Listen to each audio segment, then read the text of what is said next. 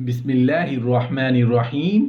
अस्सलामु अलैकुम वरहमतुल्लाहि वबरकातुहू। नहमदुहु व नुसल्ली अला रसूलिहिल करीम, अम्मा बाद। ऐसा वजीफ़ा जिससे औलाद भी मिलती है और माल भी मिलता है। मोहतरम नाजरीन, हमारा अल्लाह, हमारा रब, हमारा मालिक, हमारा खालिक ऐसा बाकमाल है कि हम अकेले बैठकर या मजमा में बैठकर उसको पुकारें तब भी वो हमारी फरियाद को सुनता है, हमारी बात को सुनता भी है और जवाब भी देता है। जंगल बियाबान हो और कोई अकेला इंसान अल्लाह को पुकारे तब भी वो उसकी फरियाद रसी फरमाता है। हम अल्लाह को ज़ोर ज़ोर से पुकारें तब भी वो सुनता है। अगर बिल्कुल आहिस्ता आहिस्ता पुकारें तब भी वो हमारी फरियादों को सुनता है। हम ज़ुबान हिलाकर अल्लाह को पुकारें या होंठ हिलाकर अल्लाह को पुकारें या बिन होंठ हिलाए सिर्फ दिल की धड़कन के साथ अल्लाह को पुकारें तब भी वो हमारी बात को सुनता है, क्योंकि वो हमारी शह रग से भी ज़्यादा करीब है।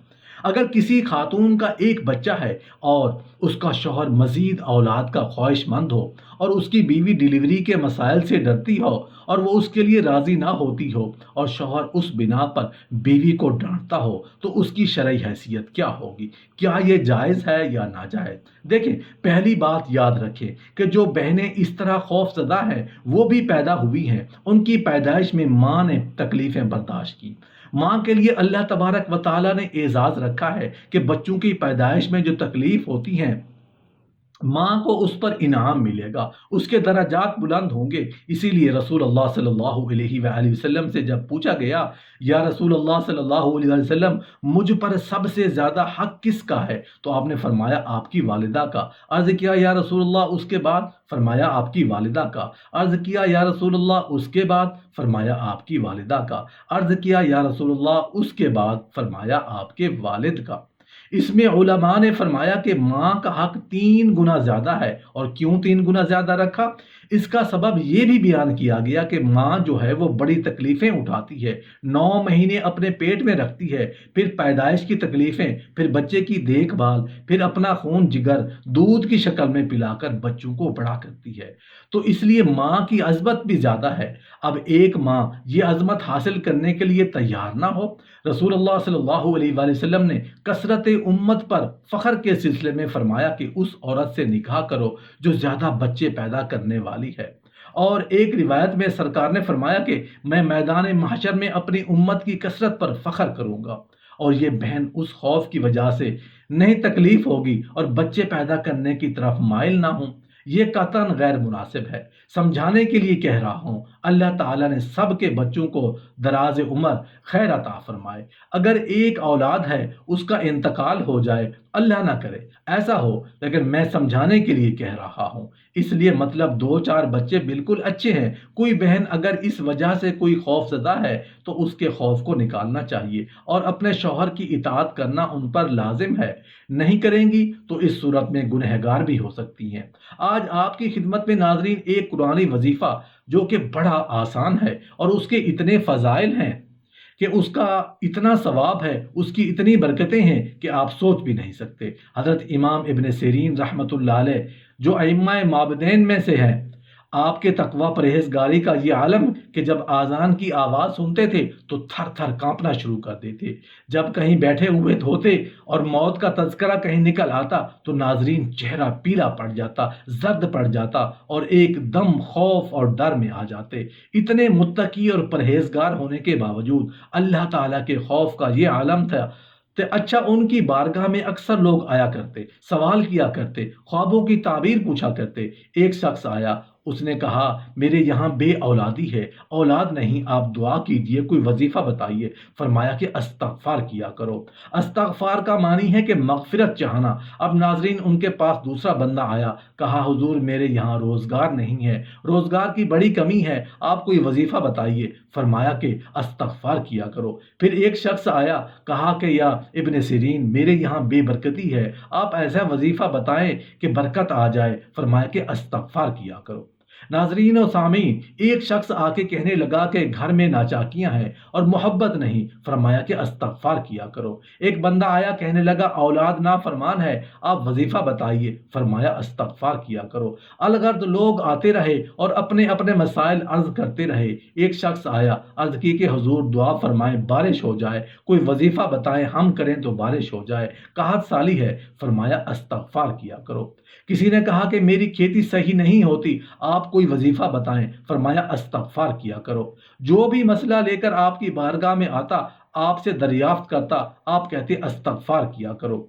अब नाज़रीन, जो ख़ास मसाहिबीन बैठे हुए थे तो उन्होंने बाद में कहा कि हुजूर क्या बात है, जो भी किसी ने कोई मसला आपसे दरियाफ्त किया, कोई वजीफ़ा पूछा, मसला कोई भी हो, आपने फरमाया कि अस्तगफार करो। तो एक वजीफा बताते रहे। तो इमाम मोहम्मद इब्न सीरीन रहमतुल्लाह अलैह ने फरमाया कि मैं नहीं कहता, मेरा रब कुरान में फरमाता है। आइए नाज़रीन, पारा 29वां सूरा नूह और आयत नंबर 10, फ़कुल तस्तगफिरू रब्बकुम इन्नहु कान गफ्फारा।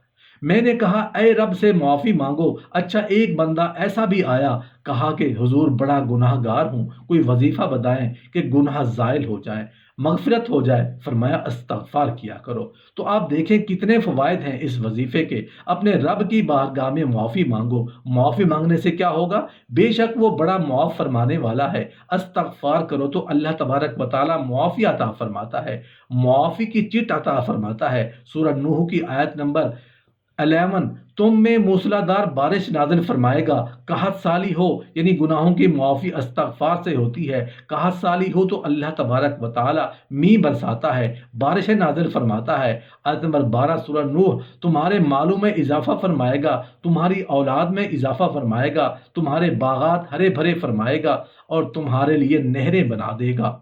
आप देखें कि एक वजीफा और मगफिरत भी हो रही है, आसमान से मींह भी बरस रहा है, कहत साली दूर हो रही है, माल में ज्यादती हो रही है, अमवाल में ज्यादती हो रही है, इजाफा हो रहा है, बे औलादी दूर हो रही है, औलाद हो रही है, औलाद में इजाफा हो रहा है, बागात बन रहे हैं, नहरें बनाई जा रही हैं।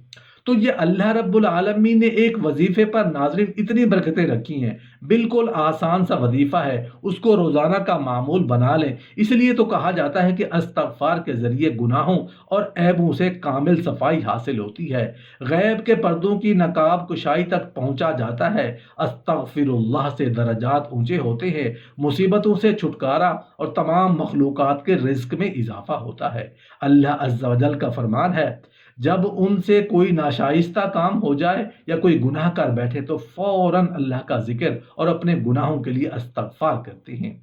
मोहतरम नाजरीन, एक हदीस है जिसका मफहूम कुछ इस तरह है कि हज़रत सैयदना अनस रज़ियल्लाहु अन्हु रिवायत करते हैं कि रसूलुल्लाह सल्लल्लाहु अलैहि वसल्लम ने इरशाद फरमाया, अल्लाह ताला फरमाता है, ए इब्ने आदम, तूने जब भी मुझे पुकारा और मुझसे रुजू किया, मैंने तेरे गुनाहों की बख्शिश कर दी और मुझे उसकी परवाह नहीं। और ए इब्ने आदम, अगर तेरे गुनाह आसमान तक पहुंच जाएं, फिर तो मुझसे मगफिरत तलब करे तो मैं तेरी बख्शिश कर दूंगा और मेरी ज़ात बेनियाज है। ऐ इब्ने आदम, अगर तेरी मुझसे मुलाकात इस हालत में हो कि तेरे गुनाह पूरी ज़मीन को घेर लें, लेकिन तूने शिर्क का इर्तिकाब न किया हो, तो मैं तेरे गुनाहों को बख्श दूंगा। रसूलुल्लाह सल्लल्लाहु अलैहि वसल्लम ने फरमाया, खुदा की कसम, मैं दिन में 70 से ज़्यादा मरतबा अल्लाह से अस्तगफार करता हूँ और उसकी बारगाह में तौबा करता हूँ। बहुत सारे लोगों की ज़ुबान पे अस्तगफिरुल्लाह के अल्फाज हुआ करते हैं। ऐसी कोई गलत बात हुई तो उन्होंने अस्तगफिरुल्लाह पढ़ा तो लोग अस्तगफिरुल्लाह कहने के आदी हो जाते हैं। अस्तगफिरुल्लाह का मतलब है, ऐ अल्लाह तू हमें बख्श दे।